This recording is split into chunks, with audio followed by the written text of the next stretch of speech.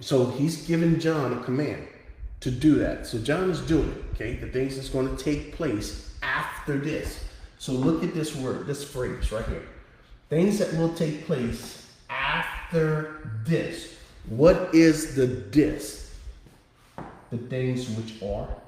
What is that? That's the age of grace, or you can call it the church age. It's really the age of grace. Okay, law versus grace. Most people call it the church age. It doesn't matter. It's the same. It's the only place where the church appears. All right. So after the church age, what's going to happen?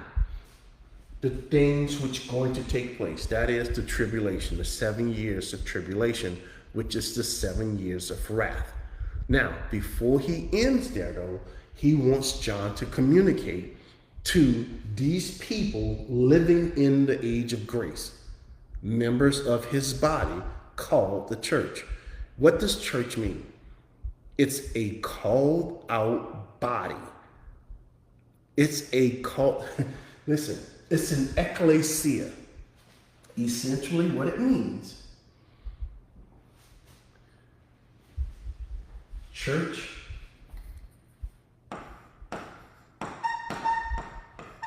means called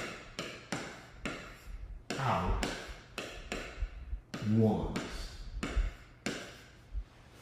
That's what it means. Ecclesia. The called out body of believers. Called out? Yes. Called out of everybody that lived. God is going around calling out believers. See, Kevin, I got a problem with that. Doesn't matter if you have a problem with that. It's all over the Bible. He says he calls people. All right. So that's what church means. So he comes over here and he says, hey, look, I got a message, John. The mystery of the 7 stars. What are these stars which you saw in my right hand? So the stars in the book of Revelation, this particular stars, the 7 stars that he's talking about, God is going to define it. Now, can you apply this definition to every place you see stars? No. Why not? Because God is very specific. The mystery of the 7 stars which you saw. Did everybody else in the book see those 7 stars? No. And does the context require, back in those other any book before this, for us to say what John is going to be told applies to those? No. Why not? Because the church was a mystery. There's nothing in the Old Testament that talks about the church. Ephesians is very clear on that. It was a mystery given directly to Paul.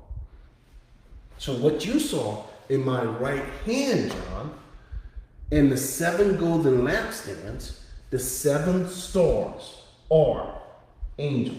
That is pastors. Not angels as in, if you go look up this is not angelos. This is a different word. It means minister, pastor of the church. Of the 7 churches are angels. You know, angels like Michael and Gabriel teaching the church, or you having an angel teach you? No. So you know that's not what he's saying. All right. Then the 7 lampstands, which you saw, are indeed the 7 churches, or the 7 assemblies.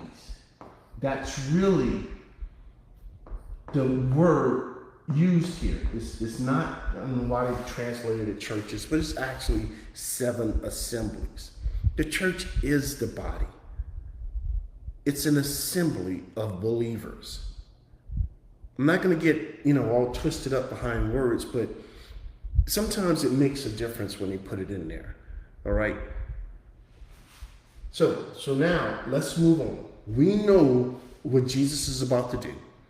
He has now given command for John to communicate with the 7 churches. So what I want to do, I want to read specifically Ephesus, because that's the one. So going forward, what we're going to do, I'm going to give you a brief overview of all the churches, And then I'm going to take you through one church at a time.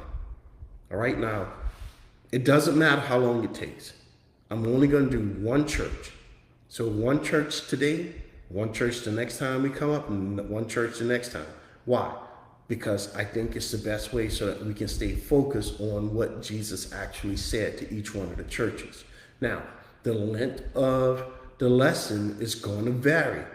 Why? Because some churches he told more to, and it's a broader study versus other churches. And you're going to see that as we get to it and get through it. You're going to see why certain churches are going to be more, you get more information on those than others. All right, so let's move on to chapter 2, and let's pick up the first church.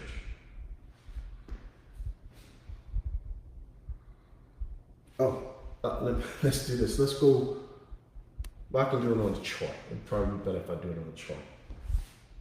Let's go look at the 7 churches again. Let's go look at the location, because this is important. So in the 7 churches, essentially what you're going to see is what I showed you last time, right? Look at the location. Remember, this part right here, this place where they are, where you see this outline right here, actually it goes a little further than that. This is modern day Turkey. Modern day Turkey, or Asia Minor, is where all these churches were located. They were located in one country. Now listen to what the scriptures had to say regarding this one country and about this first location right here. All right? So let's name them all. First church that the Bible names, starting in chapter 2, verse 1 through 7, is the church at Ephesus. Ephesus was a city. And I'm going to give you some details about each one of these cities, wherever they were. I'm going to give you some details on it because that's extremely important. Remember, first century, under the rule of Rome, in a specific location. They were in this location. What was happening at that time in that location? Very important. Okay, Ephesus in chapter 2, verse 1 through 7. Smyrna, chapter 2, 8 through 11. Pergamum, chapter 2, verse 12 through 17. Thyatira, chapter 2, verses 18 through 29. Sardis, chapter 3, 1 through 6. Philadelphia, chapter 3, verses 7 through 13. Laodicea, chapter 3, 14 through 22. Now, in here, again, is where John is imprisoned. It's an island called Patmos, and it was very remote. And the island, folks, was extremely harsh. It was rocky. It was a volcanic island. You couldn't grow anything there. I mean, it was hot, dusty, and John was in a dungeon. Not a prison don't think prison like you and I see prisons today. No, friends. The Romans didn't build prisons like that. Nobody built prisons like that in the first century. We're the weak ones. Nobody wanted to go to prison and be in the dungeons back in those days. Today, man, people I'm not going to get into that. Anyhow, that's where he was. All right. So, what was so important about that it mattered that I showed you? Well, let's go here. I want to show you some stuff. All right? Look at this. There's only 5 churches listed on this board. There's 2 of them missing. The church of Smyrna. So Smyrna,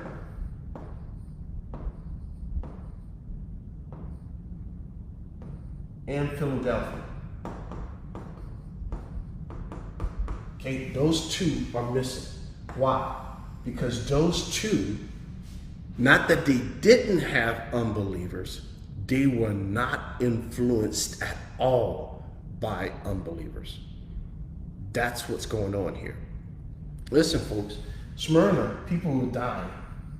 Do you think unbelievers would die for something they don't believe in? Of course not, man. Nobody's going to die for a cause they don't believe in. They will die for a lie, friend.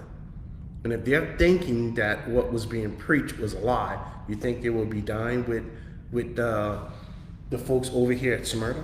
Of course not. And guess what? According to Jesus, they didn't. And then over in Philadelphia, you've seen a great revival with evangelists, true gospel preaching evangelists. Can unbelievers preach the truth of the gospel? No.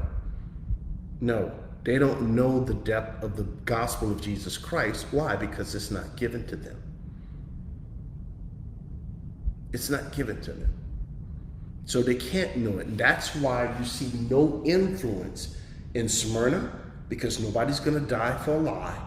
And in Philadelphia, because God won't give the truth of the gospel. Remember, the gospel is hidden.